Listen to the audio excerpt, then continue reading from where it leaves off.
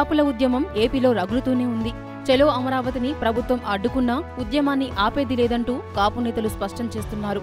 తూర్పుగోదావరి జిల్లా కిర్లంపూడి వేదికగా కాపు ఉద్యమ నేత ముద్రగడ పద్మనాభంతో కాపు నాయకులు సమావేశమయ్యారు. 13 జిల్లాల కాపు జేఏసీ నేతలు ఈ సమావేశంలో పాల్గొన్నారు.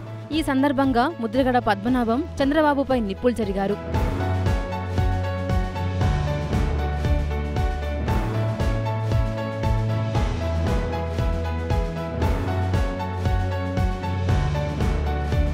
మా జాతిని కాపాడుకునేందుకు చలో అమరావతికి పిలుపునిస్తే మీరు చలో కిల్లంపూడి అని వచ్చారని ముద్రగడ పద్మనాభం ప్రభుత్వంపై మండిపడ్డారు.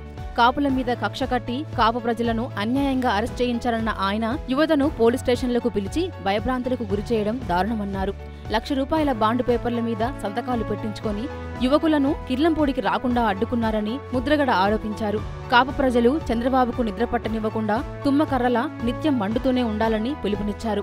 దేశ చరిత్రలో ఒక జాతికి చెందిన లక్షల మందిని ముద్దాయిలుగా చేసిన ఘనత సీఎం చంద్రబాబుకే దక్కుతుందని ముద్రగడ ఆగ్రహం వ్యక్తం చేశారు. వచ్చిన తర్వాత ఉద్యమంలో ఎక్కడ వెనుకంజ వేయటం జరగకూడదని నేను అందరినీ మరీ కోరుకుంటా ఉన్నాను. జాతికి ఇటువంటి అవమానం కానీ, ఇలాంటి కేసులు కానీ, వేధింపులు కానీ, లాఠీలతో కొట్టిన సంఘటనలు కానీ, తిట్టే సందర్భాలు కానీ దేశంలో బహుశా ఏ రాష్ట్రంలో ఉండవు.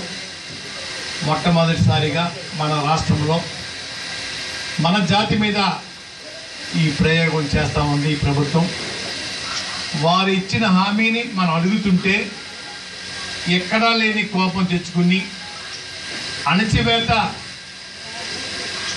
ఎంత దారుణంగా ఉంది. కాపులను బీసీల్లో చేర్చేంత వరకు ఉద్యమం నిర్విరామంగా కొనసాగుతూనే ఉంటుందని కాపు నాయకులు స్పష్టం చేశారు.